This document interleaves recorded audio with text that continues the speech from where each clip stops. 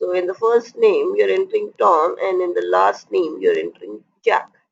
So when you're entering this data in these fields, because we have already binded the form to this object, this Tom will be mapped to this field.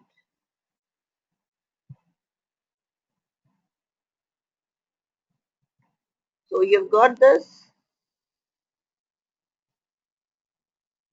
and then the next field what we have is for the last name. So the form fields are mapped by the string. By the string, these form fields are mapped to the properties of the objects. So when you're typing Tom over here, this field is initialized to, let me just ungroup. So this field is initialized to whatever value is entered in the Tom field. So this field is initialized as Tom, and then the other field, the last name, is initialized as Jack. This is how it works. And then finally, when you hit onto the submit button, when we hit onto the submit button, this data, this object is also traveled. This object also goes.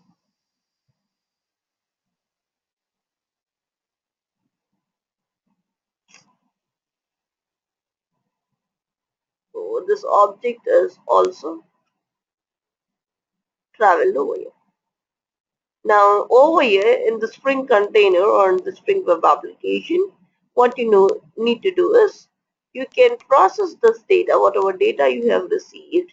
You will have a controller for this. You'll have a separate class, I can say. You've got a separate class over here to process this form data. That is, this form data will be submitted to this. So once this form data is submitted to this, it is then processed. That is, I can retrieve, let's say I'm retrieving this Tom and I'm retrieving this Jack from this form, and then I may put this into the database.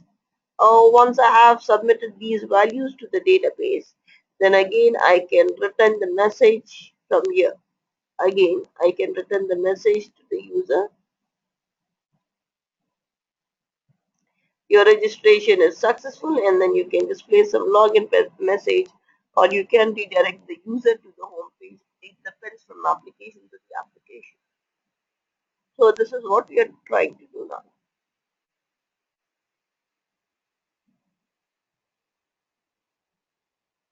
Is the scenario clear?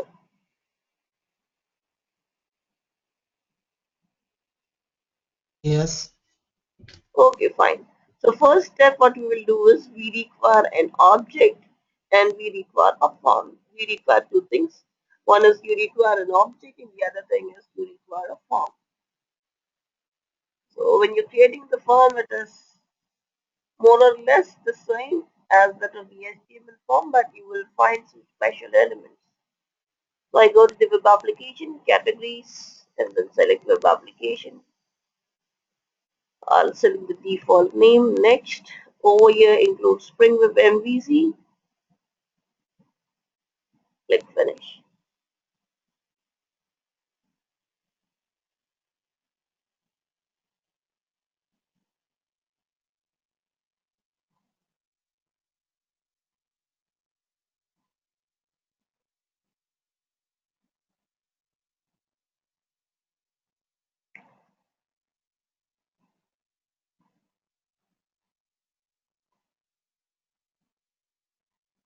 Now, first you need to create a JSP. Uh, First, let us create a model element.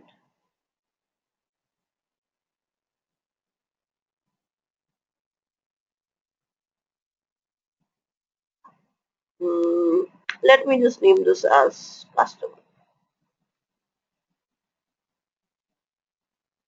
and then form dot example dot model. Click finish. You can provide the values, provide the properties,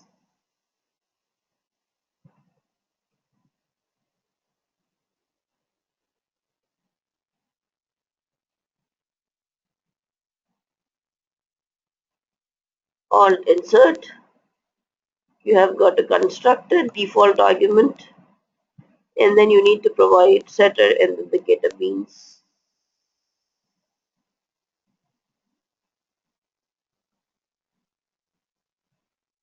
With this, your model is ready. So once this model is ready, the next step what we have to do is create a controller element for this. Again, go over here. What is that? Customer. So I'll say customer controller.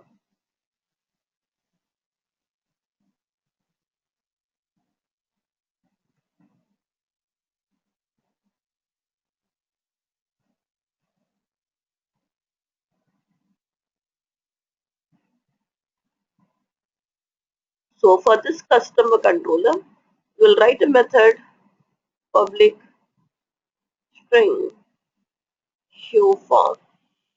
So this method is responsible for showing the form. And then okay, you have to this method you will pass an additional attribute called model map that is responsible for storing your attributes.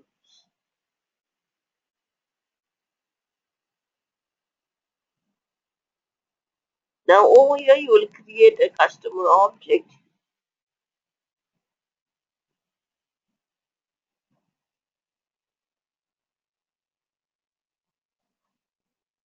Store this into the model.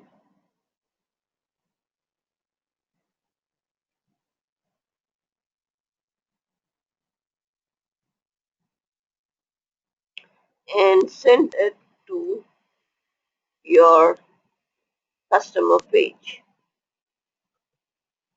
Now, the URL pattern for this is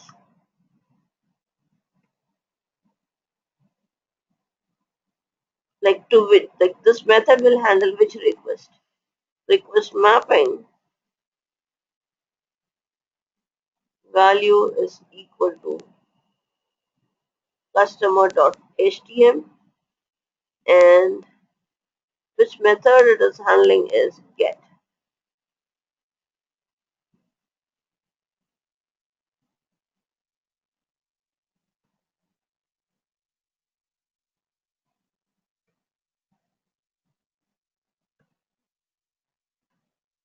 Then import.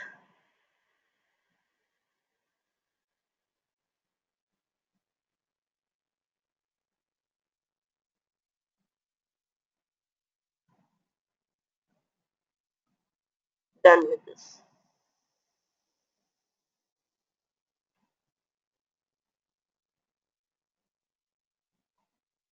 Okay. Now all this information should be recorded in this dispatcher cell. So the new bean what we have created, it should be registered over here. Bean name is equal to this we have already discussed yesterday. How to register the bean, the fully qualified name of the class. Form dot example dot model dot custom.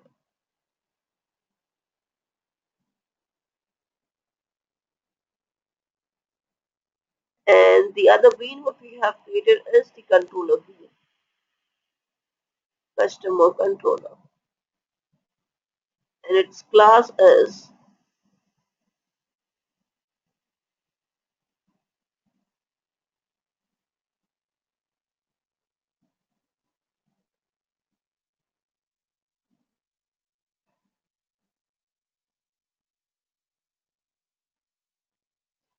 now this we have already. These two we have registered.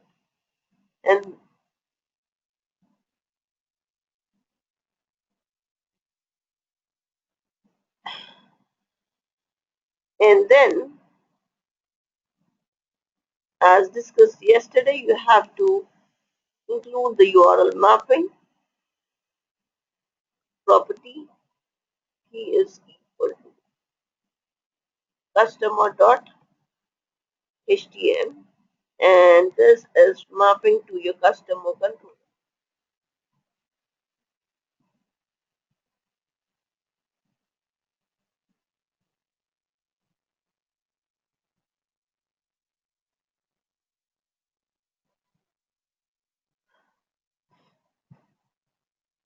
We don't need to write the class name, right? There is a start.htm, then it works.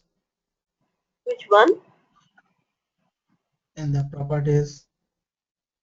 1 minute.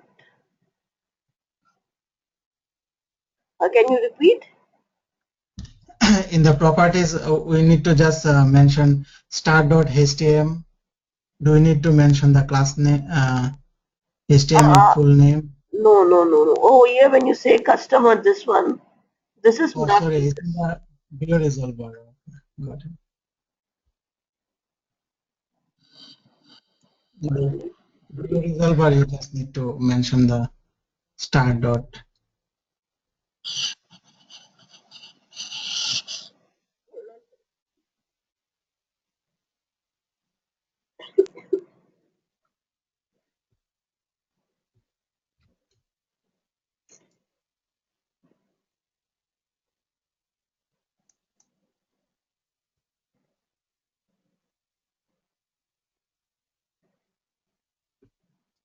I can't hear anything, Atika.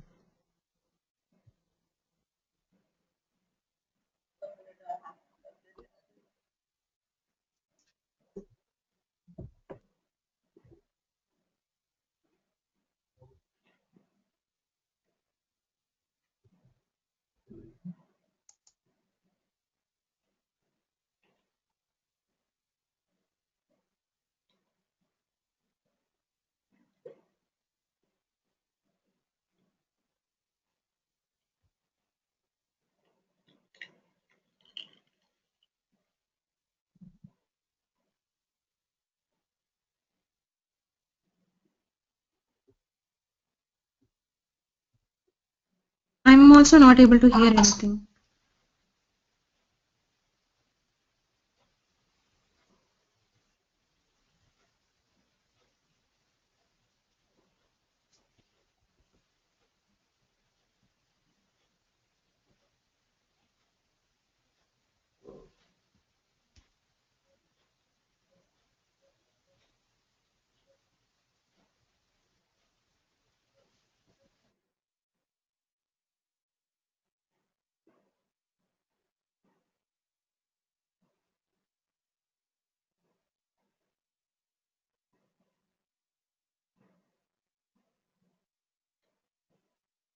So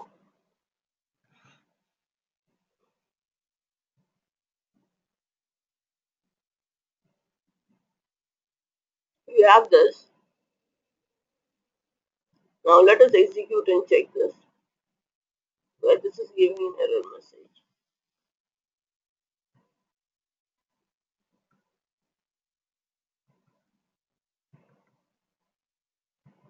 Clean and build.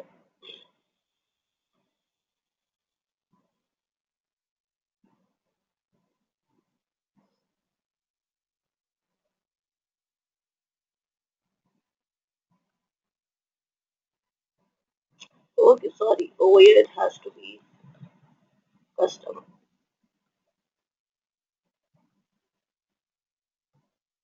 So clean and build,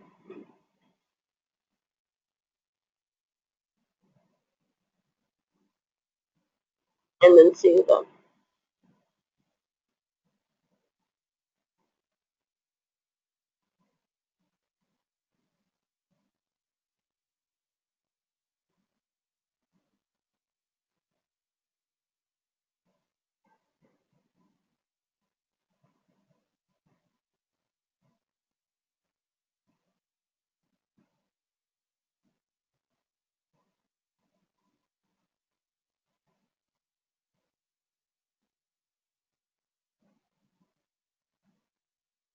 Now you're executing over here.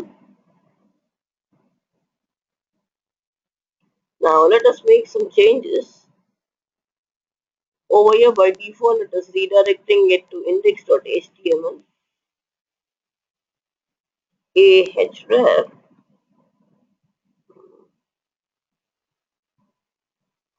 customer.html.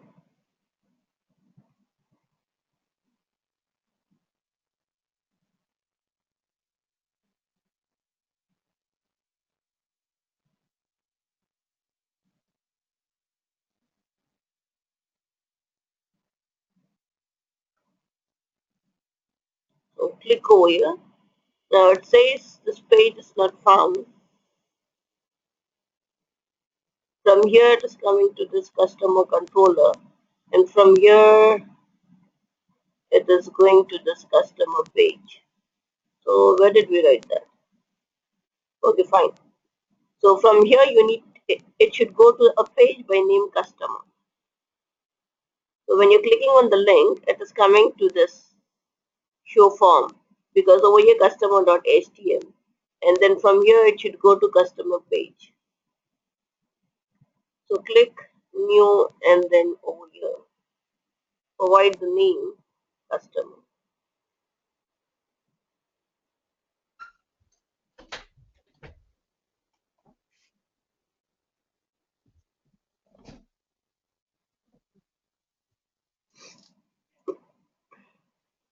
So over here you will be making use of the string tags.